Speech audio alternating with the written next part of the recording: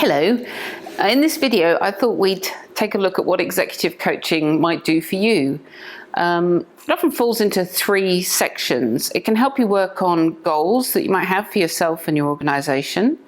It can let you look more deeply into what helps or hinders you in doing that, in achieving those. And it can also create ways of you finding new approaches in which to achieve your goals or to resolve issues. While every client is clearly unique in themselves and their role, their organisation, I am finding there are three key themes that seem to be coming up a lot at the moment. The first is leaders who are sitting in the eye of the storm, that maelstrom of emotion, activity, reaction to the changes and the uncertainty of what's happening around us or around them particularly. The next is those who are in transition, so somebody coming into or perhaps leaving a very senior role, and they're working to adjust and find their way in that process. And the final thing is people sitting at that intersection between, you have your board, you have that senior role, and then the team and the organisation below you. That role can be quite a lonely space right now. And so finding a way to, finding a space where you can really go and talk to somebody about what's happening seems to be very important at the moment.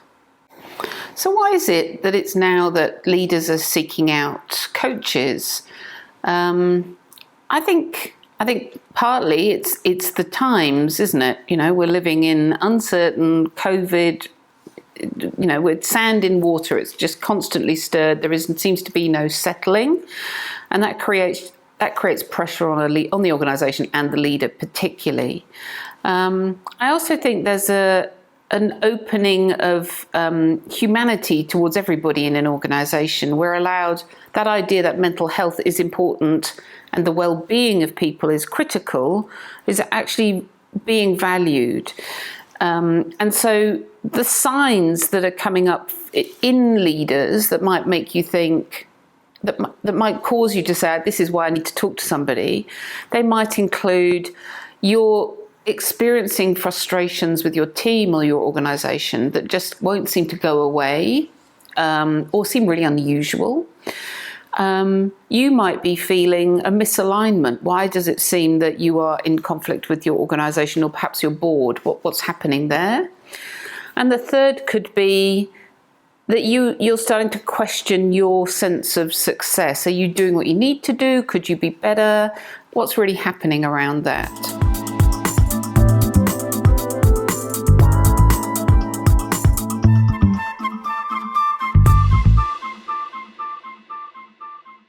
In thinking about this topic and a way to try and encapsulate it, I went to good old Google and came up with a quote from Soren Kirkegaard, somebody who's hard to understand at the best of times.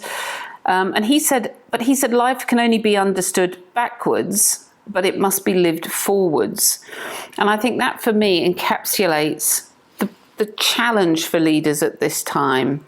You've got forwards coming at you like a freight train, and there's everything that's gone in the past, and there's no time to just stop and make sense of what's happened so that you can really make use of it for the future. So if I think about that quote for myself, looking backwards to make sense going forwards, why leaders come to talk to me, I think it comes down to the question of who can you talk to? Who will listen to you?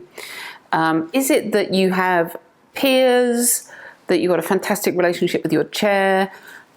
Is it that you've got your executive team really working, you can really speak to them, a partner? Perhaps that's the case, and that's a valuable thing to have. Sometimes, though, those people aren't available, and it's hard to just speak what's on your mind without being seen as gossiping or having a favourite, being indiscreet, or generally not being seen to be appropriate to your role. So I think whilst it's more normal to think that the leader may not be Superman or Wonder Woman, it's still difficult to to be vulnerable, to be that open, it can feel very risky to do that within your organization, or even to do that, with your peers or your family. Everybody probably wants you to look like the strong person at the moment, or maybe that's how you feel. What I offer, and what professionals like me offer in our coaching work, is really, it falls into three things. We give you time when the attention is fully upon you in your role, you in your organization, and you as a person, and how that fits together.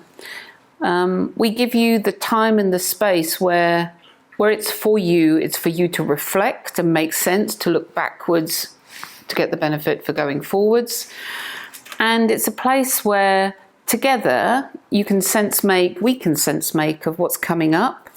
And it lets you develop new perspectives to help you in your working life, in your career, and also in your wider life. The question you might be asking is, what would the coaching process look like for me? And that's something I'll take you through in my next video.